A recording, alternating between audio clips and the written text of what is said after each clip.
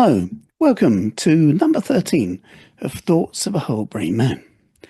And today, I'm going to talk about a thing called domino thinking. Yes, I'd never heard of it before I'd heard of it, which is obvious, really. That's true of everything. But I am a person with autism, you may know, and that means that what comes packaged with that is a sensitive central nervous system. So I'm quite mindful about environment, sounds, movements, lights, and things in my environment. And I'm inclined in the morning, as best I can, to wake up in a place of peace. And I live in the countryside deliberately, as this picture will suggest. And so for me, the sound of morning is one of bird song or rain or wind. But it's very, very rare that I ever switch on the television in the morning. But one day, many years ago, about 10 years ago from now, um, I kind of waddled downstairs and I thought, I just had this feeling to switch the TV on. So I put the television on and it was the breakfast, one of those breakfast shows in the morning. And I just caught the end of a conversation. There was some chat, and then it was going to go to the weather. And I kind of, you know what it's like if you step into a room and there's a conversation that's already underway. And so, as well as hearing what's being said, you kind of piecing together what they're talking about. And there was the two presenters sitting on sofas and two female journalists and another person I kind of realized was a psychologist. And the two presenters and the two journalists were very, very irate, talking about someone in scathing terms. This woman is this and this woman is that, and how could she and how dare she, and things. And it transpired that what had happened was that a man faked his own death in order to get insurance money. And the scam began in a flat that he shared with his wife that overlooked the seafront in a part of northeast England. And it turned out that while he was in the cupboard that they'd kind of made a secret room in a cupboard for him to be in, while he was tucked away and hidden in there, his wife would look out of the window in the afternoon and regular as clockwork, every single day, the man's father would walk along the seafront, hoping to find his son's body. And he did that at 3 o'clock every day, because that was the time that was given for when he disappeared. Because the idea they came up with, because his hobby was canoeing, was that he was lost at sea, having gone off in his canoe, and he got the name Canoe Man, nickname, you know. And so this woman watched Canoe Man's dad walk up and down this part of the coast every day for 3 years, come rain or shine, come snow or hail or wind. And she would watch him walking up and down. And she knew he was grieving. She knew of his sadness because they talked. But she never told him that his son was alive. She could have saved him the grief. She could have relieved him of the mourning. But she didn't. She just watched him walk up and down until he died of a broken heart.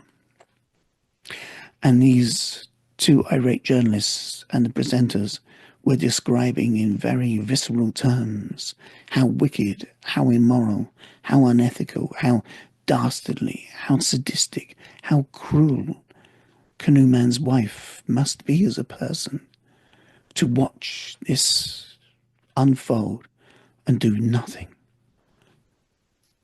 nothing at all to help the man's pain when she could have done. And just as they were cutting to the weather, they were describing how awful and terrible this person is. But then the psychologist lady kind of sat forward a bit and said, it could be that she's a terrible, horrible, wicked woman. Then again, it could just be domino thinking. Tink, here's the weather. And I heard that, my ears went, what? Right. So instead of switching the television off, which I would normally do, I left it on just to kind of find out what did this person mean by domino thinking. Now, the others must have had the same kind of reaction, because when it kind of came back to them, they said, oh, just before we got to the weather, you said domino thinking. What's that? And your psychiatrist said something I thought was really cool. She said, well, imagine, if you can, that a train of thought is made of many steps. And at each step, there is a door.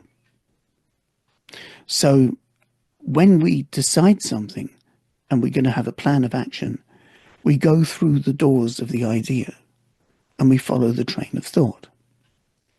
And each one leads to the next, which leads to the next, which leads to the next. Hence, domino thinking, right? So, and they said, right, well, what's this got to do with her being... She said, no. They thought of how they can get out of their financial difficulties. They could write a number one pop song. Probability very low, likelihood 0. No, that's no good. They could write the screenplay of a hit movie. Reward very high, likelihood very low, forget that one. So having exhausted all the legitimate ways that they could rescue their financial situation, then the next thing is to look at criminal ways. They could commit armed robbery. They're old. They're not going to do that.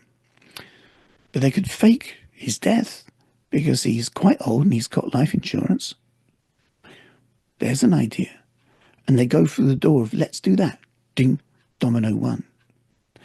The next thing is, because as we know, love and scandal are the best sweeteners of tea. Right? If you want news to go round, tell someone, but also tell them, don't tell anyone else. Well, that will spread like wildfire. Right? So they decided, we must keep it absolutely secret. Dum. Doorway 2. Right, but that means we can't tell our friends. Dum. Condition number 3. Or our children. Or our parents. And as the person proceeds along the pathway, the options close. Dum, dum, dum, dum, dum. And what you're left with is a very narrow train of thought that is compelling, because there are no options. All of the options, all the varieties of thought, all the flexibility has been shut down, and all you're left with is, do this. Wow. Now, if you think of a lot of behaviors that humans do that are unpalatable to you or unpleasant to you, and you think, how can a person do such a thing? Now you have another way of looking at it. You can unpack it, as it were, and look at the content, look at the background, look at the childhood, look at the nutrition that they've experienced, look at the media they've been exposed to, etc., etc., etc. Right? You can do all of that. You could do an astrological birth chart and look at the fabric of their karmic path this way round. You could do that. You could do past life regression work and see where they've been in the past and see if any of that has any bearing on the present. You could do that. Or you could understand that they were exercising domino thinking without realizing it. And they had an idea, but to support that idea, they had to go through a doorway. And then to support that idea, it led to another one. And before you know it, you've got a person doing something which is either really unpleasant or profoundly stupid. There's a lot of it about, right? But we haven't necessarily got access to a person's karmic pathway information. We haven't necessarily got access to a person to interview them about their past and what they've done, right? So if sometimes you're puzzled about how come, why a person does what they do, and there is no way for you to gain actual factual information, but you can speculate. One way of being able to give yourself a sort of a sense of understanding is to go, right, domino thinking. And that doesn't tell you the nuts and bolts or the content of what happened, but it does let you know that the person's got themselves into a niche train of thought that has no flexible options, and that behavior is the result. That doesn't mean it isn't unpalatable. That doesn't mean it isn't unkind. That doesn't mean it's suddenly become wonderful when before it was terrible and cruel. It just gives you a way of being able to kind of, I guess, categorize or pigeonhole or hold unsavory human behaviors without it causing you to go into a meltdown of confusion, befuddlement, and bewilderment. All right. So, domino thinking is a way of being able to comprehend the odd things about humans without necessarily having to worry about the nuts and bolts or the whys and wherefores. Okay? Yes. A fascinating little thing that it's funny, isn't it? You can just kind of walk around a corner and there's a little nugget of information that you weren't expecting at all. And it can illuminate quite a few things. Domino thinking. Yeah. Take care. See you next time. Bye.